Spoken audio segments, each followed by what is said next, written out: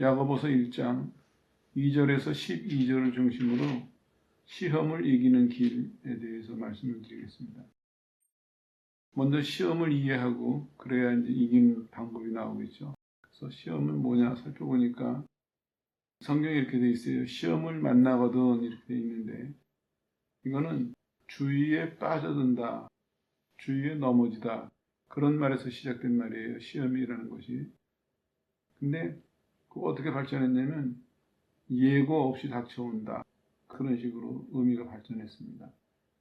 시험은 세 가지 특징이 있는데 첫 번째가 뭐냐면 이게 예고 없이 나한테 닥쳐온다는 것이죠. 그래서 마치 말 그대로 싱크홀 빠지는 것처럼 푹 꺼져버리는 이런 거라는 거죠. 두 번째는 만나거든 하는 얘기는 시험을 당할 때에는 그런 말인데 이것도 두 번째 특징이에요. 뭐냐면 이게 반복적인 동작을 의미해요. 그러니까 시험이 예고 없이 올 뿐만 아니라 반복해서 와요. 한 번 와서 끝나는 것이 아니라 또 오고 또 온다는 것이죠. 그 세 번째 특징은 뭐냐면 여러 가지 시험 그러는데 그렇습니다. 시험은 여러 종류의 시험이 있습니다. 종합해보면 이런 거예요. 여러 종류의 시험이 반복해서 예고 없이 찾아온다. 그러니까 신앙생활하면서 자꾸 실패하는 원인이 여기에 있어요. 이게 한두 번 끝나면 다행인데 그게 아니라 신앙생활 다 마치는 날까지 다양한 시험들이 예고 없이 막 몰아치는 거예요, 나한테. 그러니까 대부분의 사람들이 시험에 지고 또 시험을 만나면 겁을 내는 것이죠. 오늘 이런 배경을 가지고 어떻게 이길 것이냐, 이기는 방법에 대해서 몇 가지 말씀드릴게요. 첫 번째로는 구분하라 하는 것입니다. 구분하라. 왜냐하면은 시험이 실은 두 가지로 나눠져야 돼요. 하나는 내 마음속에 있는 욕심으로 인한 시험이냐. 영어 성경에 여기 다른 단어가 쓰여져요. 마음의 욕심으로 인한 시험이라면 유혹을 얘기하거든요. 그거는 회개해야죠. 조심해야죠. 그게 이제 이기는 방법이겠죠. 그러니까 구분을 해야 돼요, 일단. 두 번째로는 외적인 고난으로 인한 시련도 시험이다. 이렇게 설명할 수 있어요. 내가 원인이 아니라 다른 원인 때문에 고난을 당하는 거예요. 그런 것은 어떻게 해야 되겠습니까? 인내해야 돼요. 견뎌야 되거든요. 오늘 이 본문을 보면은 야고보서가 여러 얘기들이 모여 있어요. 한 가지 주제를 가지고 쭉 얘기한 게 아니기 때문에 여러 얘기들이 모여 있는데 그래도 전반적인 분위기가 뭐냐면 여기서는 부한 것 때문에 돈 때문에 시험을 당하는 그런 문제들이 많이 나와요. 경건하지 못한 부자들이 교회에서 한포를 부려요. 그러니까 상대적으로 가난한 사람들은 거기서 괴롭힘을 당하고 시련을 겪게 되는 것이죠. 그런 얘기예요. 또 그런 분위기에서 사람들이 교회 오는 사람들을 외모로 판단해요. 그것도 이제 부자냐 아니냐라는 관계가 있는 건데 부자한테는 대우를 잘해주고 가난한 사람은 멸시하고 그래서 시련이 올 수도 있어요. 그리고 세 번째로는 형식적인 신앙인들 때문에 시련이 올 수도 있습니다. 잘 믿는 척하면서 남들에게 애매기는 사람이 있죠. 골탕 먹이는 사람들. 그런 사람들 때문에 시련을 겪을 수도 있어요. 아무튼 시험을 만났을 때 구분해야 돼요. 이게 왜 생긴 것인지, 내가 나쁜 마음을 먹고 틀려서 생긴 것인지, 아니면은 다른 어떤 원인 때문에 나한테 시련이 오는 것인지 구분해서 거기에 맞는 대처를 해야 되겠죠. 두 번째로는 인내해야 됩니다. 믿음으로 인내하라. 이제 이게 구분이 됐다면 인내해야 돼요. 2절에 보니까 그런 말씀이 있어요. 시험을 만나거든 온전히 기쁘게 여기라. 이렇게 말씀하고 있습니다. 인내를 어떻게 하냐면 온전히 기쁘게 여기라. 이렇게 말씀을 근거로 해서 인내해야죠. 여기서 온전히 하는 얘기는 전적으로 그런 의미예요. 그러니까 시험이 왔을 때 전적으로 기쁘게 생각해라. 아니면은 그 시련을 전적으로 기쁘게 취급해라. 이런 의미예요. 여기서 이제 태도가 달라지죠. 왜 달라지냐면 보통 사람들은 시련이 오면은 대부분 그냥 당해요. 수동적으로. 아니면 싸워요. 그런데 성경은 뭐라고 얘기하고 있습니까? 너가 그것을 기쁜 것으로 취급을 해라. 기쁜 것으로 생각을 해라. 혹은 기쁜 것으로 여겨라. 취급을 해라. 그렇게 말씀하고 있어요. 이 말씀을 실천을 해보면은 왜 이르셨는지 이해가 가요. 이걸 실천 안 하는 사람은 시험이 왔을 때 시험은 해결하지 못하고 시험 때문에 절망을 해버리거나 분노를 해버리거나 그래서 시험은 시험대로 따라 지나가고 고생은 고생대로 따라하고 이렇게 지나가거든요. 그런데 반대로 성경이 오늘 권면하는 것처럼 이 시험을 전적으로 기쁘게 생각하든지 전적으로 기쁘게 취급을 하면은 그럼 달라진다는 거예요. 그런 차이가 있습니다. 이거는 말씀대로 믿음으로 인내해야 되는데 그 첫 번째가 뭐냐면 기쁘게 여겨야 기쁘게 취급을 해야 기쁘게 생각을 해야 이걸 내가 해결할 수가 있거든요. 극복할 수가 있거든요. 그래서 성경은 먼저 기쁘게 취급해라 이렇게 말씀하고 있습니다. 벌써 시험하면 무서워하거나 아니 누구 때문에 내가 이 시련을 겪는다고 화를 내면은 이거를 극복을 하질 못해요. 그냥 고통으로 지나가거든요. 근데 내가 기쁘게 취급을 하기 시작하면은 이게 누가 잘못했든지 간에 어떤 문제든지 간에 결과는 달라질 수가 있는 것입니다. 왜냐하면 내가 이것을 두려워하지도 않고 부딪히지도 않으니까. 그러니까 나쁜 것이 왔지만 그 과정을 지나면서 하나님 앞에서 다른 좋은 결과가 나올 수 있다 이런 얘기죠. 3절에 보니까 믿음의 시련은 인내를 만들기 때문에 인내해라 이런 말씀이에요. 믿음의 시련은 너를 인내하는 사람으로 만들어주니까 인내해라. 인내라는 말씀이 참 귀한 말씀인데 우리가 잘 안 되고 있죠. 근데 성경을 가만히 읽다가 보면은 이런 생각이 들어요. 뭐냐면 신앙생활이 자라날수록 꼭 빼놓지 말아야 될 게 있어요. 인내하는 것입니다. 자라날수록. 다시 말씀드리면 인내를 배우지 못하는 사람, 인내를 행하지 못하는 사람은 더 나은 것을 기대할 수가 없습니다. 기대해서는 안 돼요. 왜냐? 나은 것이 나올 수가 없거든요. 하나님은 우리에게 은혜를 주시고 믿음을 주시죠. 그러면 사람들이 보통 생각하기는 확신이면 되겠다. 그렇게 생각을 해요. 근데 확신을 가지고 이제 헤쳐나갈 수가 있다. 확신을 가지고 이룰 수가 있다. 그런데 그거는 사실 해보면요. 가다 보면은 그 확신이 없어지는 건 아닌데 그 확신이 넘치는 힘이 약해질 수도 있어요. 그러면 이 사람은 그 다음부터는 힘없는 사람이 돼버려요. 그래서 못 이뤄요. 그런 경우가 허다합니다. 확신 가지고는 안 됩니다. 그 확신이 결실을 하려면 인내가 있어야 됩니다. 사랑도 마찬가지예요. 사람들이 사랑을 좋아해서 사랑을 구하는데 사랑하는 감정이 울컥 왔어요. 근데 이게 열매를 맺기까지 인내하지 못한다면 이 열매가 안 나오거든요. 대부분 사람들이 시작만 하고 끝나요.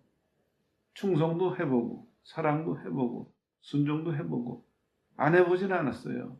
근데 결실을 나오는 건 열매는 별로 없어요. 왜냐? 인내가 빠졌기 때문입니다. 인내가 꼭 필요하고 중요한 건데 사람들이 인내를 모르니까 인내를 안 하니까 그러니까 열매가 없는 거거든요. 이런 경우도 이제 많이 봐요. 목사님들 만나면은 교인들 신앙 걱정을 해요. 교인들이 신앙생활 제대로 하는 거에서 걱정하거든요. 근데 그 장면만 본다면은 목사님이 고생하는구나. 그것도 본인 문제가 아니라 교인 문제로 고생하는구나. 애쓰는구나. 하나님 앞에 충성하는구나. 이렇게 볼 수가 있어요. 근데 한 걸음만 더 따라가 보면은 신앙생활 잘못하고 있구나. 목회를 잘못하고 있구나.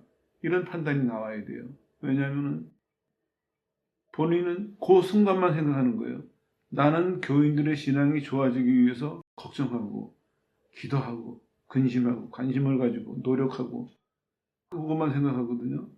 이 사람이 뭐가 없냐면 이 사람은 인내가 없는 사람이에요.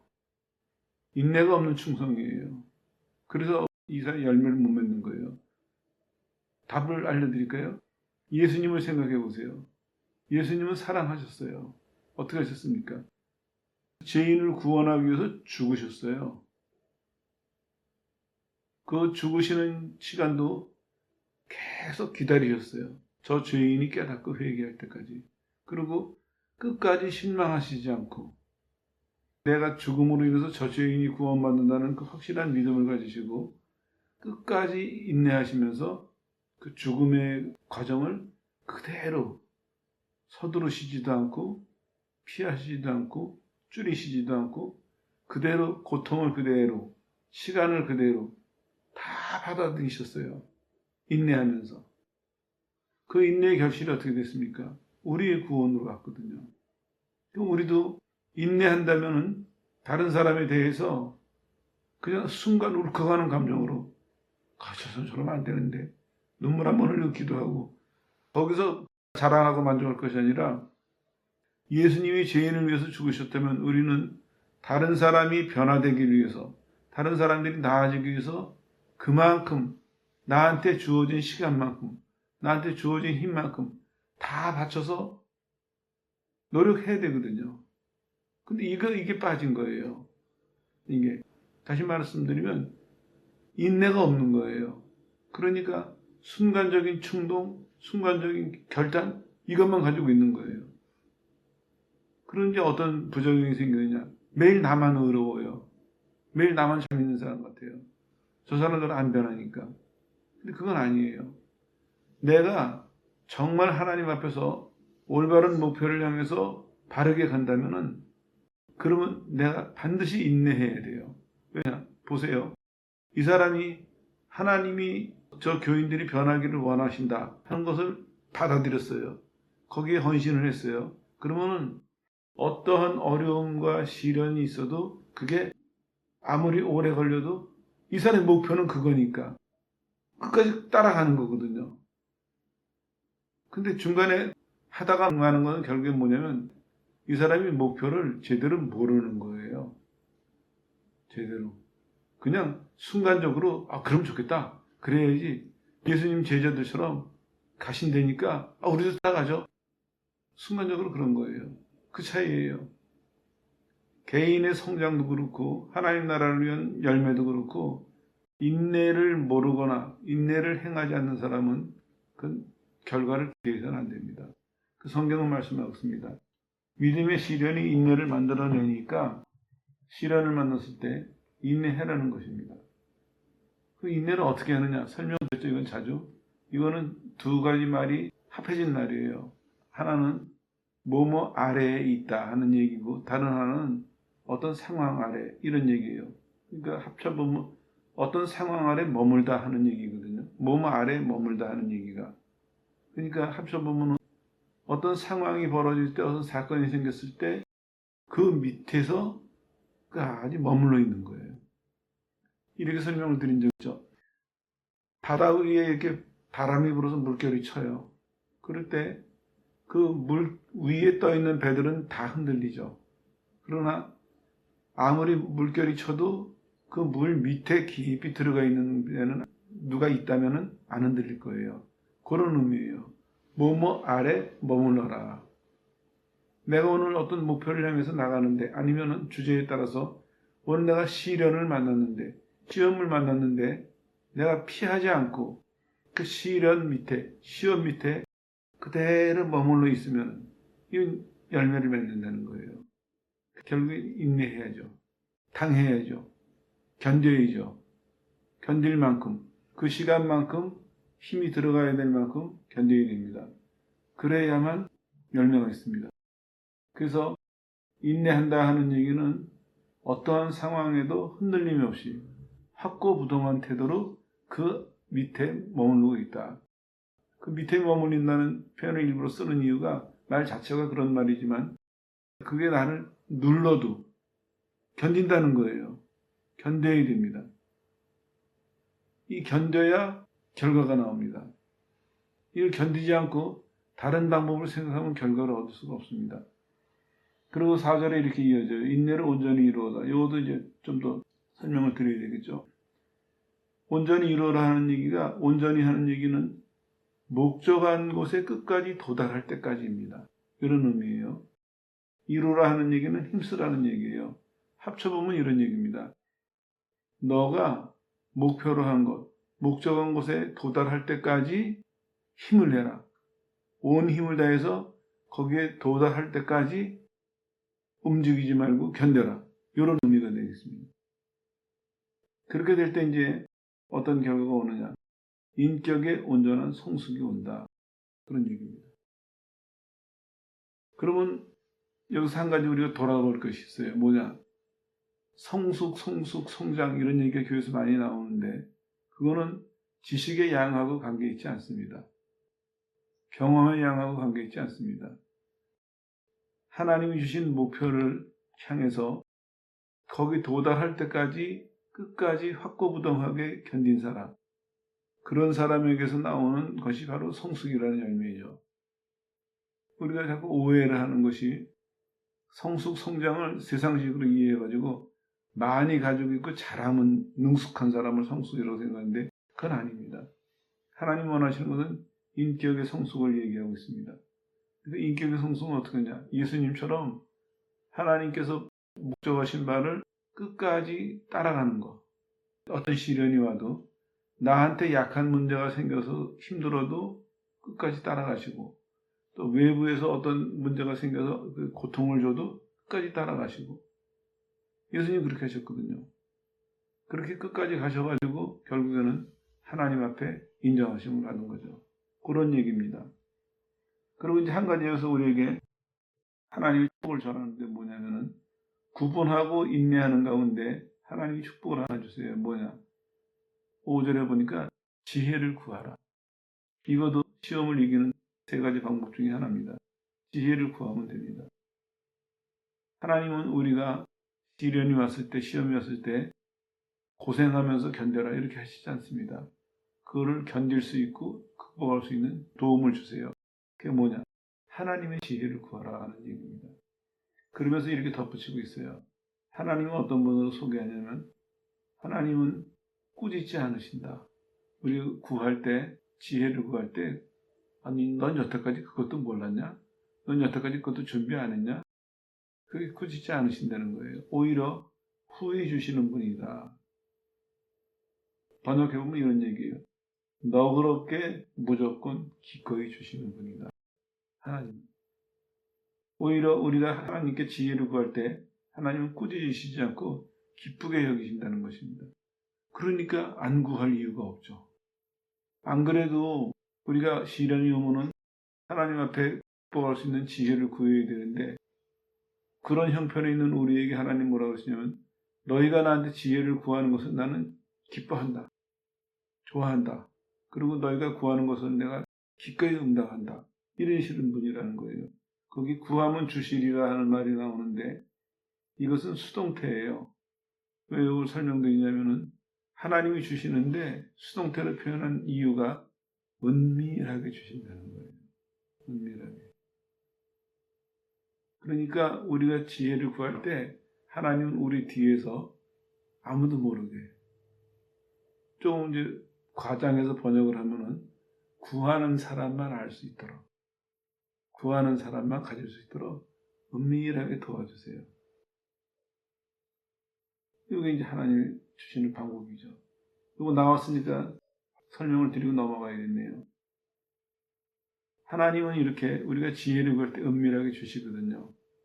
여기서 사람이 또 실수를 해요. 왜냐하면 하나님이 큰 기적을 행하시면은 덜한데 은밀하게 주시니까 이게 깨어있거나 겸손하지 않으면 사람이 착각을 하는 거예요. 참 사람이 어리석어요. 구했어요. 은밀하게 주셔서 그 지혜를 가지고 극복을 했어요. 그래 놓고선도 어떻게 오해를 하냐면은 은밀하게 주신 것은 드러나지 않으니까 자기도 잊어먹어요. 그리고 이걸 주신 하나님은 잊어버리고 본인이 이룬 것처럼 생각하는 그런 경우가 있어요. 이건 주의하셔야 돼요. 주제랑 관계없으니까 고맙고만 말씀드리고 넘어갈게요. 하나님이 이와 같이 지혜를 구할 때 기꺼이 풍성하게 주시는데 한 가지 주의사항이 있습니다. 뭐냐 하면은 의심하지 말아야 해요. 6절에 보니까 믿음으로 구하고 의심하지는 말아라. 이렇게 말씀하고 있습니다. 그거만 하지 않는다면 하나님 앞에서 구하는 것은 누구든지 받을 수 있다. 이런 보장이 되겠죠. 그리고 보충 설명이 나와요. 하나님께 구하면서 의심하는 사람은 마치 바람에 밀려서 요동하는 물결과 같다. 외부의 영향을 받아가지고 불안정한 상태, 확고부동하지 못한 상태, 그런 의미로 설명하고 있어요. 왔다 갔다 해요. 애들한테는 이렇게 설명을 했어요. 이 구절을요. 여기서 하나님 주세요 구해놓고 내가 저쪽으로 떠밀려가요. 그럼 주셔도 못 받는다 그렇게 설명한 적도 있는데 그렇습니다. 이게 왔다 갔다 하는 사람 다르죠? 내가 하나님께 구한다면은 받을 때까지 그 자세가 있어야 되는데 구하는 내용하고 구하는 태도랑 이게 모순이 되면 안 된다는 것이죠. 8절엔 이렇게 또 경고하고 있습니다. 기도하면서도 의심하면서 기도하는 사람은 두 마음을 품는 사람과 같다. 이거는 두 번의 마음 이렇게 이해하시면 되겠어요. 마음을 두 번 먹는 거예요. 그런 경우 많아요. 사람들 가만히 보면요. 무슨 어려움이 왔어요. 그러면 하나님 이거 이렇게 해주십시오. 그 기도를 했어요. 믿고 있어요. 시간이 조금 지나가면은 딴 생각하는 거예요. 왜냐? 의심이 있으니까. 하나님을 믿었다면은 하나님이 결과를 주실 때까지 안 움직이고 있어야 되는데 이 사람은 뭐냐면은 하나님께 구하는 마음 하나 가지고 있는 데다가 또 다른 마음 하나 갖는 거예요. 야곱 기억하시죠? 삼촌 집에 있다가 고향으로 돌아오는 중이에요. 형이 자기를 죽이려고 한다는 소리를 듣고 겁이 났어요. 그래가지고 그동안에 모든 재산 같은 거 다 내보냈어요. 앞으로. 나중에 가족까지 다 내보냈어요. 그래서 야곱이 뭐라고 얘기한 줄 아세요? 둘로 나눠가지고 있다가 이쪽을 치면은 요거 가지고 도망가리라. 이게 야곱이에요. 왜 이 말씀을 드리냐면은 야곱이 목적하는 바를 위해서 상당히 긴 시간 동안 투쟁했거든요. 삼촌 집에서 돌아올 때 야복강에 이르렀을 때는 야곱의 많은 시간이 지나간 후에요. 그런데도 그 야곱의 태도를 보세요. 하나님에게 그렇게 은혜를 입고 얼마나 많이 도움을 받았어요. 삼촌 집에서도. 그랬음에도 불구하고 하나님을 믿는다고 하는 야곱이 그 절박한 순간에 하나님을 의지한다고 하면서 그 사람의 태도를 보세요. 두 개로 나눠놓고 이쪽을 형이 치면은 저쪽 가지고 도망가야지. 이게 두 마음이에요. 하나님께 구해놨으면은 확고부당하게 있어야 되는데 한 번 마음 먹고 구해놓고 또 다른 마음 한 번 또 먹고 구해요. 그리고 그 두 가지 마음 속에서 갈등을 해요. 늘 갈등을 해요. 그러다 둘 중에 하나 되면은 잘됐다 끝이다. 그 뭐가 없냐면요. 믿음의 인격은 자라나지 않습니다. 문제는 해결될 수 있어요. 그거는 하나님이 불쌍히 보시고 문제 해결해 주실 수도 있어요. 근데 아쉬운 건 뭐냐면 이 사람이 정말 이루어야 될 문제. 시련을 통해서 믿음의 성장을 이루어야 되는데 믿음이 온전해져야 되는데 그거는 못 이루게 되는 것이죠. 그러니까 알맹이는 못 가졌는데 껍데기만 가지고 현실의 문제가 해결됐다는 거 하나로 그거를 좋아하고 거기서 좀 머물고 있어요. 대부분의 사람들이 그렇습니다. 이거 깊이 반성해보라고 말하는 얘기예요. 대부분의 사람들이 두 마음을 품고 있습니다. 그래서 성경은 우리에게 그런 말씀을 하는 것입니다. 구하는 내용과 구하는 태도가 모순이 되어서는 안 된다. 하나님 앞에 내가 하나님 하고 이 문제를 맡겼으면 그러면 하나님 외에 다른 방법으로 이거를 해결하려고 하면 안 됩니다. 두 마음 품는 거예요. 하나님하고 그 문제를 하나님 앞에 갖고 가놓고 그러고서도 기다리면서 하나님이 해주셔도 좋고 또 다른 방법으로 해결해 줘도 좋고 제일 쉬운 방법이요. 교인들 중에 이런 사람이 있어요. 목사님 어디 아파서 기도를 좀 해주십시오. 우리 기도합시다. 그 다음 며칠 있다가 물어봐요. 집사님 이거 괜찮습니까? 그러면 약 먹어서 낫는지 기도해서 낫는지 그 소리가 제일 참 섭섭해요. 하나님은 어떻게 생각하실까? 하나님은 그렇게 중요하게 생각하지 않은 것 같아요. 그러니까 하나님 해주셔도 좋고 약 먹어서 고쳐도 좋고 나만 편하면 된다. 내가 원하는 것만 해결하면 된다. 그런 태도 아니겠어요? 하나님은 얼마나 섭섭하실까요? 하나님은 우리한테 목숨을 주셨는데, 하나님은 전부를 주셨는데, 우리는 나 편하는 거 위해서, 나 좋은 거 위해서 하나님도 오케이, 다른 것도 오케이. 이건 올바른 태도가 아니죠. 이게 두 마음입니다. 살면서 다른 거 크게 생각하시지 말고 한 마음 품는 것부터 훈련해야 됩니다. 한 마음. 그래야 성숙하고 응답받을 수 있습니다. 그래야 시험을 이길 수가 있습니다. 참고로 말씀드리고 넘어가면 이게 부와 관계된 얘기라고 말씀드렸는데, 그래서 시련의 시간에 가난한 사람들은 본인이 영적인 부유함을 생각하면서 의연한 자세로 잘 시험을 견뎌라, 인내해라, 그런 의미입니다. 부자들은 겸손한 것을 자랑하면서 시험을 잘 견뎌라, 그런 얘기가 9절과 10절에 이어지죠. 그러면서 종합적으로 이렇게 얘기를 해요. 부라는 것은 풀의 꽃처럼 일시적인 거니까 그것 때문에 시련을 당했는데, 아니면 시련을 당했을 때 그것 때문에 시련을 더 크게 만들지 말고 그거를 떼어놓고, 그게 오히려 당신이 갖고 있는 믿음을 가지고 그런 것들에 대해서 흔들리지 말아라, 그런 의미도 포함되어 있다고 보여집니다. 자, 정리를 좀 하죠. 시험은 앞서서 말씀드린 것처럼 여러 종류의 시험이 예고 없이 닥쳐오거든요. 근데 성경은 이길 수 있는 길이 있다고 말씀하고 있습니다. 지금까지 여러분들이 시험이 올 때 진다고 생각하지는 않았겠지만 결과로 보고 나면 내 시험에 자주 지는 사람이다. 그래서 시험 얘기하면은 자신 없어 했던 사람들은 오늘 이 시간을 통해서 바뀌시기 바랍니다.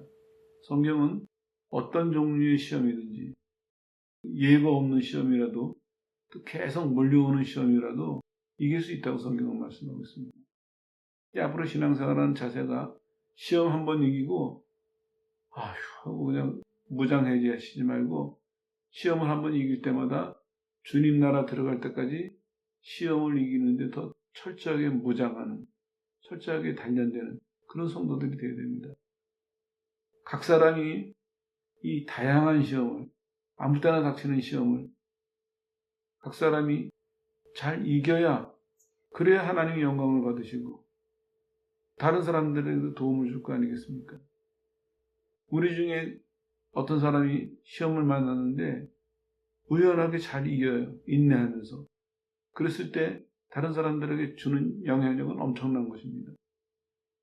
다른 사람들에게 지혜도 주고 용기도 주고 소망도 주고 또 하나님께 영광이 되고.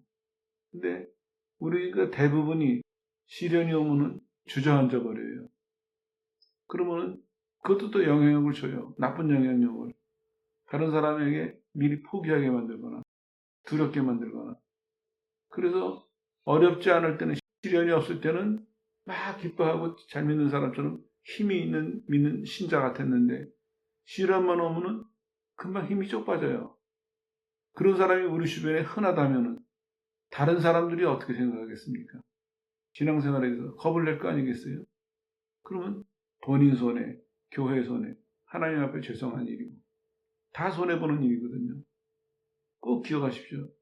결과를 보면요, 시험이 예상하지 못하는 시험이 언제든지 닥칠 수 있습니다. 나 때문에 오는 걸 수도 있고 나 때문에 오는 걸 수도 있고. 근데 중요한 거는 성경은 우리에게 이길 수 있으니까 이겨라라고 말씀하고 계세요. 이김으로 인해서 그 이기는 사람은 그 과정에서 믿음의 온전한 성숙을 이루게 되고, 그리고 본문에 안 나왔지만 이것이 하나님께는 영광이 될 것이고 다른 사람에게는 유익을 줄 것이고, 이기라고 말씀하고 있습니다. 이기려면 이 세 가지 방법, 오늘 말씀드린 것처럼 그 방법을 잘 기억하시고 침착하게 구분을 하세요. 그 다음에는 견딘다는 각오를 하세요. 그리고 견딜 힘을 주시는 하나님의 지혜를 구하세요. 하나님은 우리 보고 혼자 감당하라고 하시지 않습니다. 견디는 일이 쉬운 일은 아니지만, 그러나 견딜 수 있는 지혜를 줄 테니까, 인내할 수 있는 지혜를 줄 테니까 얼마든지 구하라고 말씀하고 있습니다. 이 말씀만 잘 따라하면은 우리가 어떤 종류의 시험을 얼마나 많이 언제 만나도 늘 이길 수 있다는 것입니다. 그래서 이 시간 이후로는 여러분들이 시험을 만났을 때 성경이 말씀하는 것처럼 늘 이기는 쪽에 서서 이기는 사람이 돼서 여러분에게도 복이 되고 또 주변의 사람들에게도 용기와 소망을 주는, 더 나아가서 하나님께 영광을 돌리는 그런 성도가 되시길 바랍니다. 그 성경은 이렇게 약속하고 있습니다. 하나님이 세 가지를 말씀하세요. 시험을 참는 자, 시험에서 흔들리지 않고 변하지 않는 사람, 그 사람하고, 두 번째로는 흔들리지 않고 변하지 않아서 하나님이 그래 너 옳았다, 잘 견뎠다 인정하시는 사람에게 뭘 주시냐? 면류관을 주신다 말씀하고 있습니다.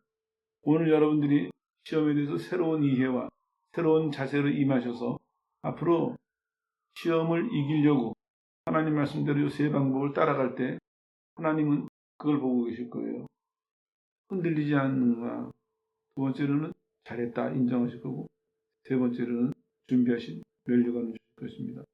이 소망을 바라보면서 여러분이 이제는 시험에 왔을 때 포기하지도 말고 감정으로 대항하지도 말고 성경적으로 이기셔서 하나님 앞에 면류관을 받는 성도들 되시기를 주 예수 이름으로 축원합니다.